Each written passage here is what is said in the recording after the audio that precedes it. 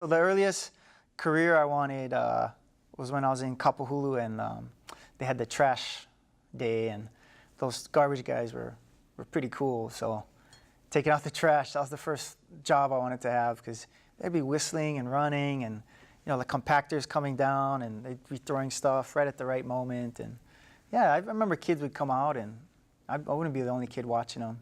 So I guess in a way, that's what Pow Spam does, is take out people's garbage. Hoala Greevy discovered his passion for software development in college, and at age 24 created Pow Spam, one of the first locally owned computer spam and virus filtering companies. Hoala Greevy stays on the forefront of the latest technology while saving some time to pursue other interests. Hoala Greevy, next on Long Story Short. Long Story Short with Leslie Wilcox is Hawaii's first weekly television program produced and broadcast in high definition. Aloha mai kako. I'm Leslie Wilcox. Hoala Greevy is a successful entrepreneur and businessman. He's a strong believer in public schools and a proud graduate of McKinley High School in Honolulu. His young life was also shaped by his two parents, Ed Greevy and Ha'aheo Mansfield, who were community and political activists.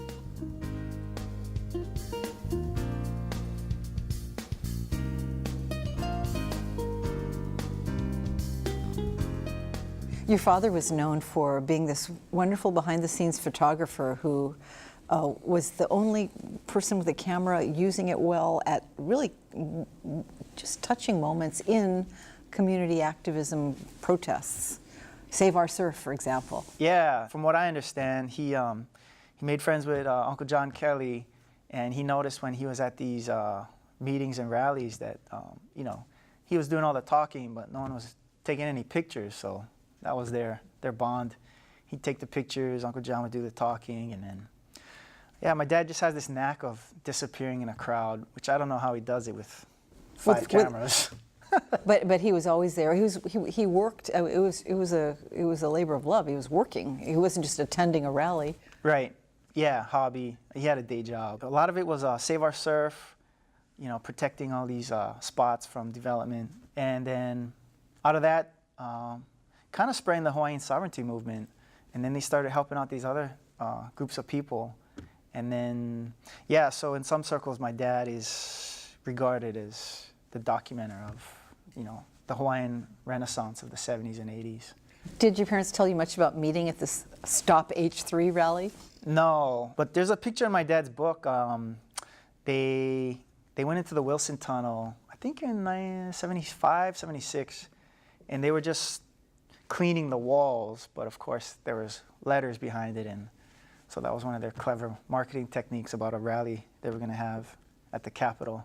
Like Stop H3 rally, Capitol, 3 o'clock, whatever. Oh, they put it right in the tunnel. Yeah, so they're just cleaning off the walls. And so. They didn't clean some parts of the walls too.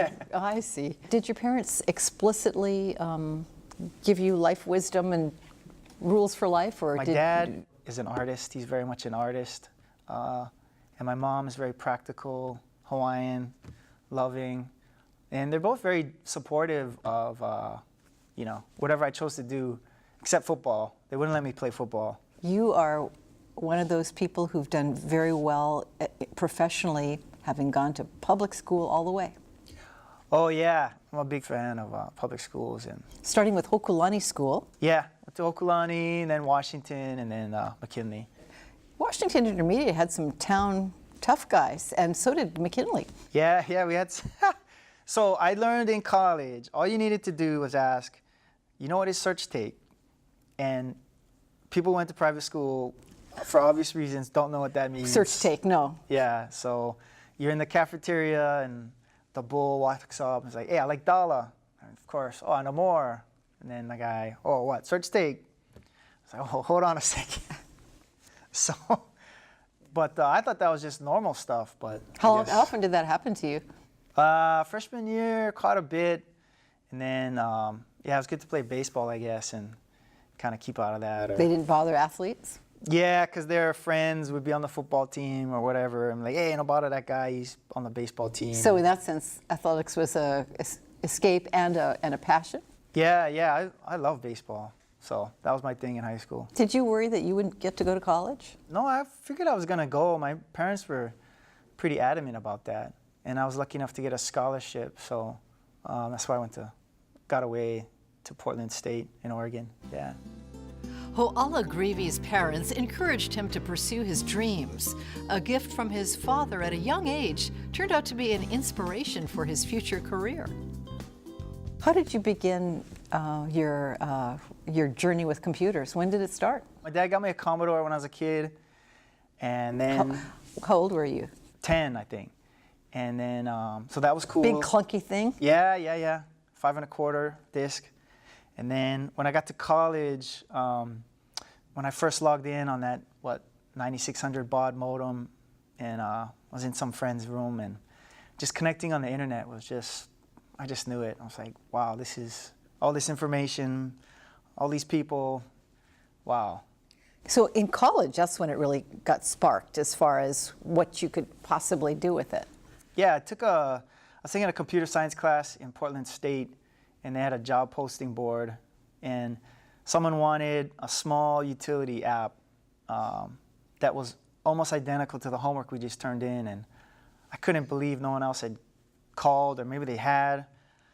So I followed up as soon as I could, and I don't know, 4 or 5 days later, I met the guy in a Safeway parking lot with a 3.5-inch disc, and my friend Andrew Lanning, he says, in business, you can have it good, fast, or cheap. So he got it good and fast, but it wasn't cheap. He wasn't too happy about that. But so because you valued your work and you charged big time? I thought it was, for college, yeah, it was a pretty good clip. And he popped it in his laptop. It worked. He kind of mumbled about signing the check, and then that was it. So to me, it was solving a problem and, being creative about it. So that was kind of neat. But that's so interesting to know that meeting in the Safeway parking lot, you valued your work and you said, this is what it's going to take to get you this. I could tell he was motivated. So I guess maybe the salesman in me came out. And were you making it up as you went along? Yeah, like you weren't quite sure what you were going to charge? And then I split it with my buddy back home because he had a compiler that I needed. So I had the code, he had the compiler, and we split the profits. So it was fun. So it was the first business transaction? I guess, yeah. And then just kept doing stuff like that, staying up late, sleeping at the office, all-nighters, things like that. But you're in college still at this point, right? Oh, even out of college, sleep at the office for sure. Yeah, I think it's maybe a subconscious thing that if you're sleeping at the office, then you must be doing something right. You're ready anyway, right? Yeah. But so you're always used to whatever it takes, you're going to do it. If it takes sleeping over, you're going to do it. Yeah, I remember reading in the late 90s, this reporter was doing a profile on the 2 Yahoo co-founders, and I think it was Jerry Yang. He would routinely sleep under his desk in a sleeping bag, and I just thought that was kind of neat. This is in the late 90s, so when Yahoo was, on a tear.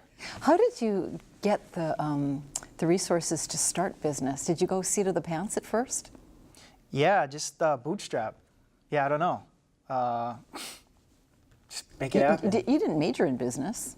Geography. The hard one, the hard major, yeah. And why was that?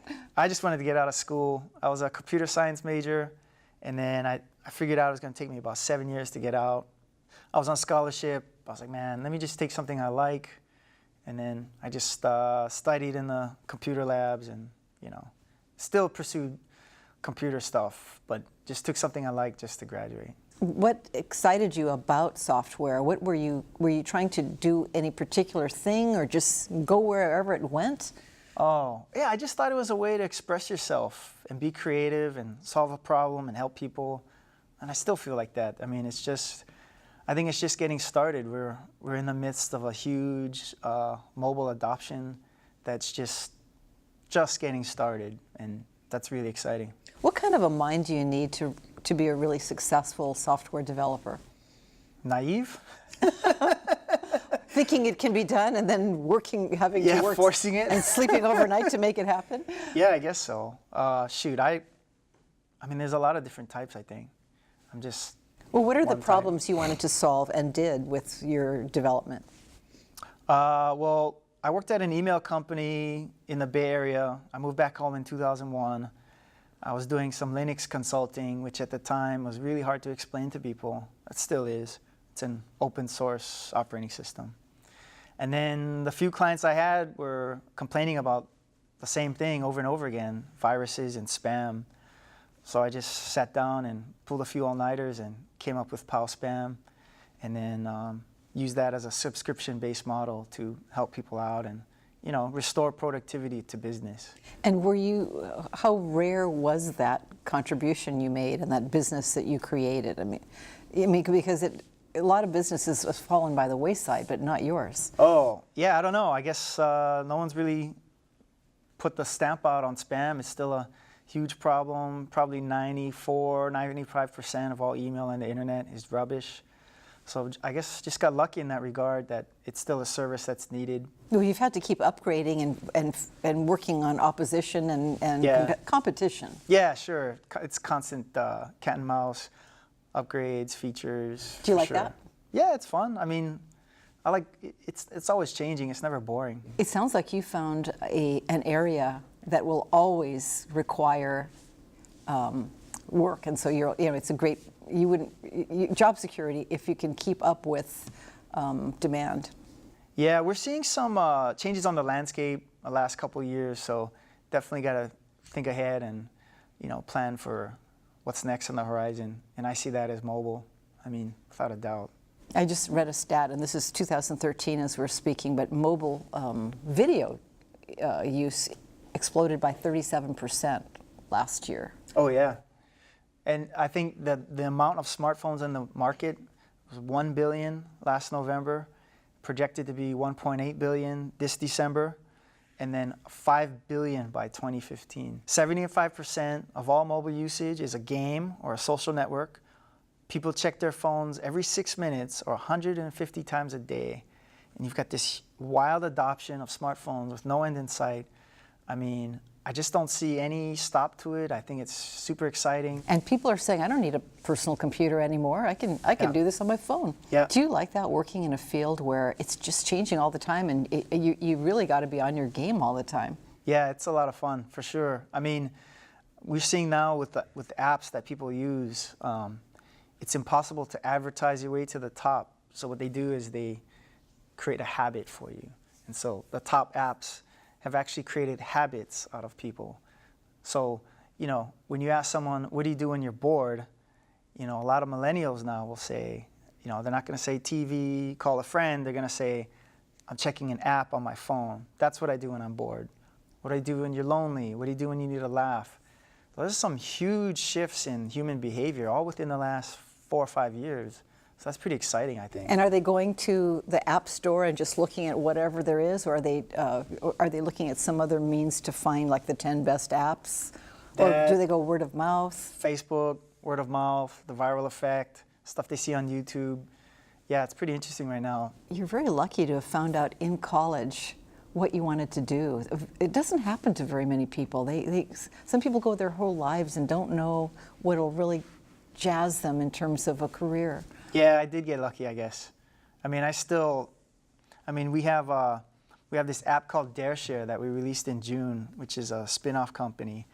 And, you know, it's an app that gets people to do silly, funny things and share it. And, you know, that excites me to no end. I mean, you know, we're in 43 countries right now. We're trying to grow our user base. And, you know, to express yourself, you know, to all these people out there, and hopefully a lot more. I mean, that's really fun. It must be hard to talk to non-tech people about what you do because it is, quote, technical. I think on the general level, people can relate, especially for what we're doing now with DareShare and being an app and, you know, something silly and fun and new.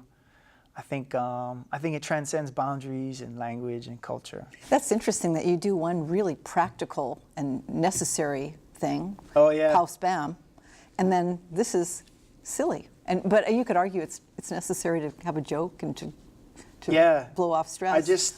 To me, mobile, you know, virality, silly things, photo sharing, those are really big macro trends, and I think DareShare is greatly affected by my interpretation of macro trends going on right now in the world. So it's a scientific approach to being funny and silly is what we're doing. That sounds kind of just like you. Scientific approach to being silly. In addition to his passion for developing computer software that will make people laugh and protect people from unwanted email, Hoala Greevy has another side to him, a hobby that probably would have pleased his great-great-grandfather, who was an expert fisherman.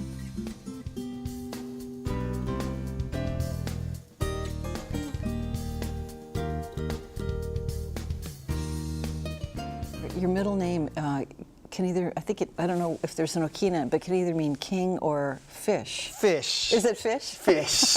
Moi, Moi. fish, yeah. And you have become a fisherman. Yeah, I got into it, yeah. I enjoy kayak fishing, for sure, yeah. Oh, I've seen some crazy videos on YouTube with people hooking huge things and being dragged in the kayak, real dangerous, especially getting them on board with a gaff. That's the lure, man. That's who's hunting who. What kind of fish you're looking for?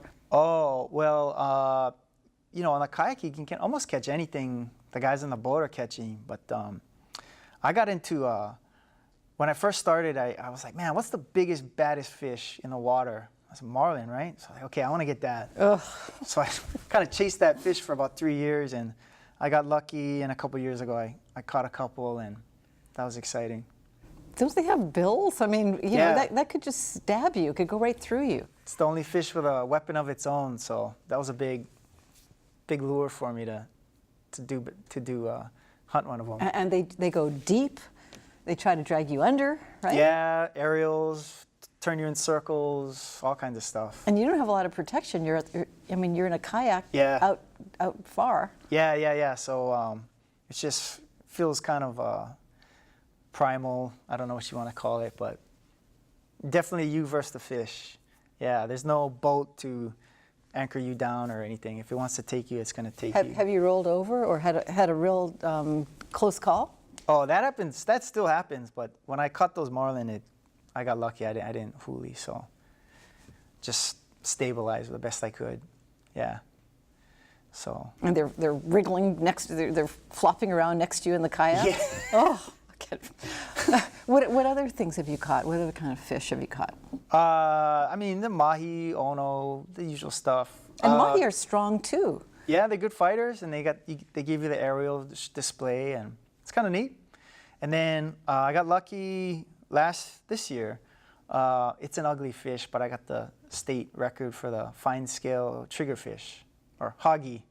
What does a triggerfish look like? Ugly trigger, big, gross thing, and I just got lucky, and I don't know, state record, and then I submitted it, and it became a world record. Wow! For that particular fish. And how big was it? I think it was about 15 or 16 pounds, so kind of big for that. What was the challenge in getting it in? It was so ugly. I didn't know quite what to do with it. Yeah, not a good-looking fish, but I figured I'll just bring it in and see what happens. Was it good eating? No. My friends ate it and they got sick. Oh, but you got a world record. Yeah, so yeah, I don't know if it's any consolation to their stomachs, but yeah, turned out to be a world record. So it's obviously dangerous, but nothing has happened to you that kind of scared you out there? No, I mean, it's humbling, but I haven't had any close calls yet. We carry radios, our phones. I have a EPIRB, emergency locator. So we try our best to, you know. So what happens to you if you go over? Yeah, you gotta try your best to stay with the kayak and your paddle. But I don't know, I guess that's part of the mystique, I guess, is maybe harkening back to olden days and guys paddling out on their canoes and stuff. Do you feel something Hawaiian from your Hawaiian side about that? I do, yeah. I mean, we have more equipment, sonar, fish finder, bait well, things like that. But, you know, a lot of the spots are the same. The techniques are very the same. You know, a lot of it involves catching opelu, which is, you know, kind of a family fish. So yeah. That's really different from what you do for a living. Yeah, I guess so.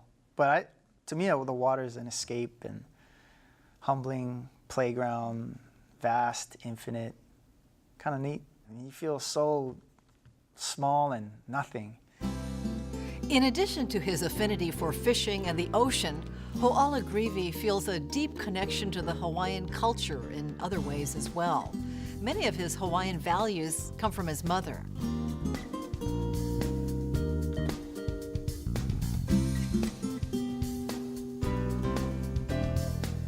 Why is your name Hoala? My mom had a dream, and I don't know what was in the dream, but it was like, hey, name your kid Hoala. So What does it mean? Awaken or new beginning.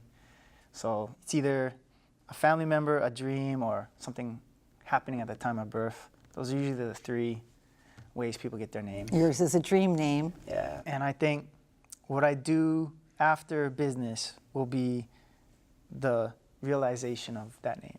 Why would a person like my mom have that dream?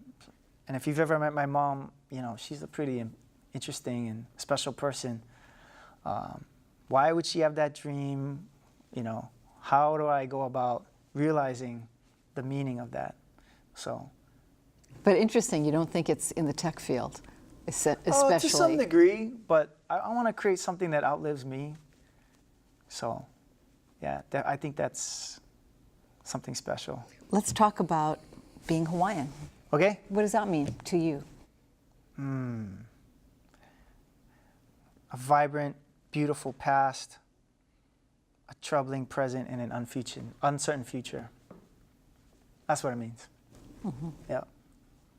Do you think tech could help, will help? Yeah, I mean, I think it can help in a lot of ways, but I'm so focused on, I don't know.